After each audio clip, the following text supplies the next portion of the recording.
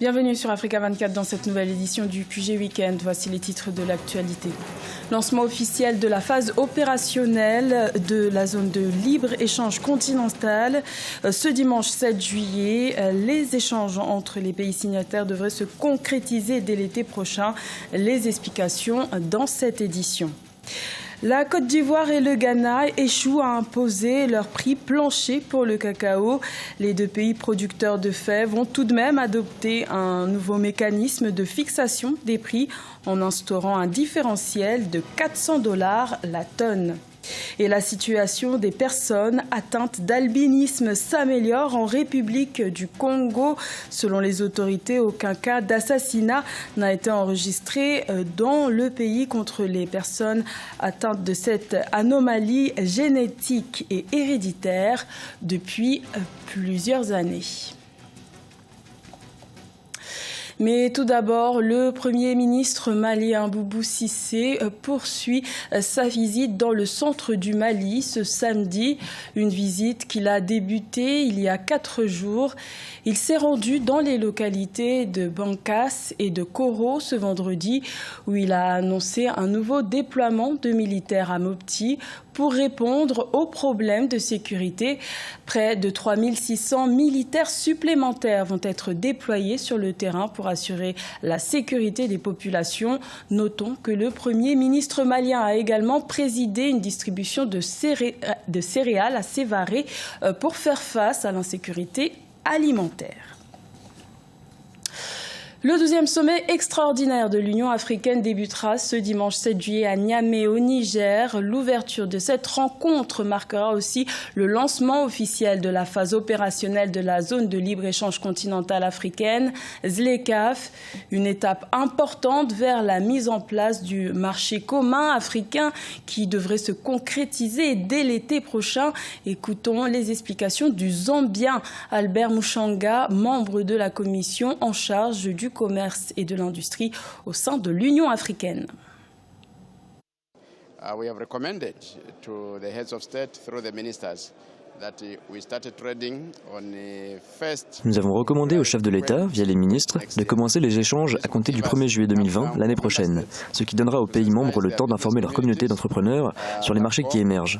Cela leur donnera également le temps de se doter des documents nécessaires pour les échanges. Enfin, cela permettra aux investisseurs d'atteindre un marché colossal estimé à plus d'1 milliard de personnes. To be able to reach to the scale of the African market of 1.27 billion people. So that's where we are. La Guinée-Bissau a un nouveau gouvernement. Une nouvelle équipe gouvernementale a été nommée le 3 juillet, soit dans les délais impartis par la CEDEAO qui préconisait la formation d'un gouvernement au plus tard le 15 juillet pour la préparation de l'élection présidentielle en novembre 2019. Aïssatou Bari. C'est désormais officiel, la Guinée-Bissau s'est dotée d'un nouveau gouvernement, plus de 3 mois après les législatives du 10 mars. Le gouvernement du Premier ministre Aristide Gomez formait cette semaine comme 16 ministères et 15 secrétaires d'État selon le décret présidentiel. La nomination du gouvernement peut être interprétée comme un début d'application des décisions de la CEDEAO. Ça donne l'impression que les acteurs sont décidés à se conformer à cette décision. On peut penser qu'ils sont disposés chacun à rester dans le rôle qui lui est dévolu jusqu'à la fin du processus, notamment à la tenue des élections au mois de novembre. Une décision qui vient de conforter la position du Parti africain pour l'indépendance de la Guinée et du Cap-Vert dans la sphère politique du pays qui obtient 23 portefeuilles sur les 31. 3 autres formations politiques alliées du parti se sont vues octroyer des postes. 10 femmes figurent également dans la nouvelle équipe gouvernementale. Mais il faudrait que la CEDEAO continue à surveiller de près ce qui va se passer en Guinée-Bissau. À tout moment, quelqu'un peut décider de sortir du processus. Vu que c'est un pays qui est relativement instable, il ne faudrait pas lâcher la vigilance. En crise politique depuis 2015, après le limogeage par le président José Mario Vaz de son premier ministre de l'époque, Domingo Simão Pereira, la Guinée-Bissau a connu de nouveaux soubresauts après les législatives. Le nouveau gouvernement espère entamer l'organisation des élections présidentielles prévues le 24 novembre 2019 pour enfin sortir le pays de la crise.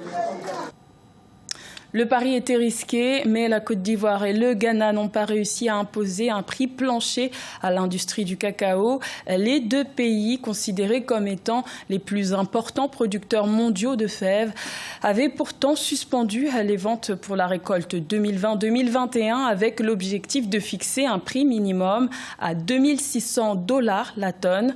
Plus de détails avec Ange Doménio.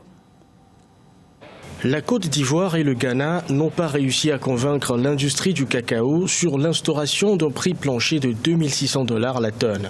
Aucun accord consensuel n'a finalement été trouvé après une réunion tenue par les responsables de la filière à Abidjan, la capitale ivoirienne. Les deux pays producteurs de la fève ont néanmoins adopté un nouveau mécanisme de fixation des prix en instaurant un différentiel de $400 la tonne. Ça ne sert à rien d'avoir un prix plancher et que nos paysans ne sont pas professionnels. Ça ne sert à rien qu'il y ait un prix plancher alors que d'autres dispositions ne sont pas prises. Donc je pense qu'une réforme doit tenir compte de beaucoup de facteurs. Une augmentation de prix ne veut pas forcément dire une amélioration des conditions des paysans. La faisabilité de mettre en place un différentiel de $400 est également remise en cause par les acteurs de la filière compte tenu des cours actuels sur le marché mondial.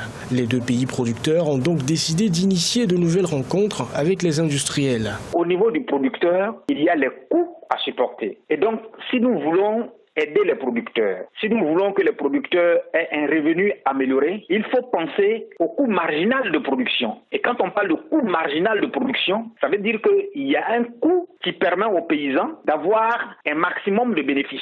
La Côte d'Ivoire et le Ghana cumulent 65% de la production mondiale de cacao. Les deux pays ont signé la déclaration d'Abidjan le 26 mars 2018 dans laquelle ils se sont engagés à harmoniser leur politique de commercialisation du cacao. Les autorités congolaises semblent se féliciter de l'amélioration des conditions de vie des albinos dans le pays.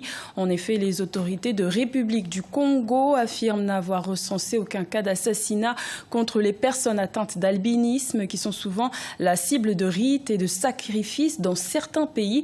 Plus de détails sur leurs conditions de vie au Congo dans ce reportage de notre correspondant Deva Panzou.